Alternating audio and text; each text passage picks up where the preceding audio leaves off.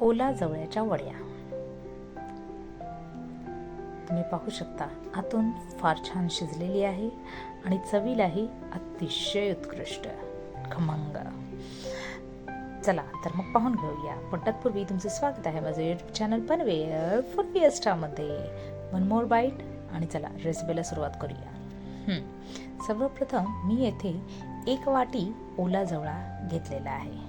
त्याच्यामध्ये छोट्या छोट्याशा काठ्या वगैरे असतात, तर ते छानपैकी व्यवस्थित क्लीन करून त्याच्यातलं एक्स्ट्रावालं पाणी जे असेल तेही तुम्हाला काढून घ्यायचं आहे। त्याची छोटी छोटीशी टोकं असतात हाताला, तर ती रुपू शकतात, त्यामुळे सावकाशपणे।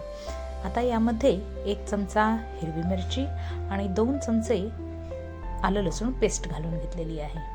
बाइंडिंगसाठी आपल्याला पिठांचा वापर करायचा आहे। येथे मी 2 चमचे तांदळाचं पीठ आणि 2 चमचे बेसनचं पीठ घेतलेलं आहे। जर कमी जास्त वाटलं तर आपण त्यामध्ये वाढवून घेऊ। आता गरम मसाले 2 चमचे तिखट, 1 चमचा मीठ, 1 चमचा धणे पावडर, 1 छोटा चमचा गरम मसाला आणि 1 छोटा चमचा हळद, हे सर्व मसाले आपण यामध्ये घालून घेऊया।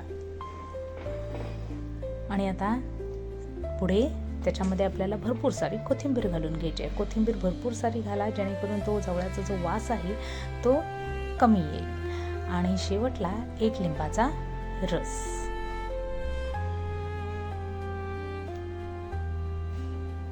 आता हे सर्व जिन्नस आपल्याला व्यवस्थितपणे हातानेच मिक्स करून घ्यायचे आहेत। चमच्याने वगैरे मिक्स करण्याच्या भानगडीत पडू नका, ते व्यवस्थित मिक्स होणार नाही। आणि मिक्स करताना अतिशय हळूवार हाताने, कारण की त्या जवळ्याचे जे छोटे छोटेसे टोकं असतात तोंडाच्या इकडे, ती रुपतात हाताला। सो बी केअरफुल, थोडं हळूहळू आणि हलक्या हाताने ते मिक्स करा। मला पिठाची एक्स्ट्रा गरज पडली नाही, माझं हे पीठ असंच तयार आहे। ओके, आता आपण या वड्या घालून घेऊया।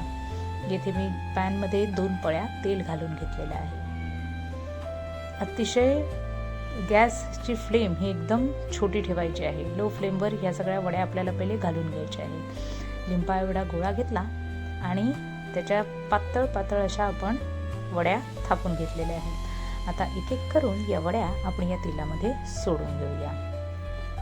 सगळ्या वड्या आपल्या झालेल्या आहेत। माझ्या एवढ्या वड्या झालेल्या आहेत 1 वाटी जवळ्यामध्ये। आता या लो फ्लेमवर सर्व बाजूंनी फिरवत फिरवत पॅनला दोन्ही बाजूने ते छानपैकी फ्राय करून घ्यायचे आहेत आपल्याला।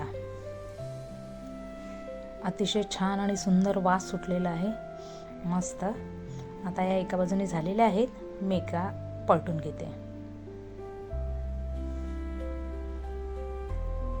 नक्की ही रेसिपी करून बघा, जवळ्याच्या वड्या अतिशय छान लागतात आणि टेस्टी लागतात। तर तुम्हालाही माझी रेसिपी आवडली तर तिला लाईक करायला विसरू नका। आणि जर तुमची ओला जवळा खाणारं कोणी फ्रेंड असेल तर त्याला शेअर करायलाही विसरू नका।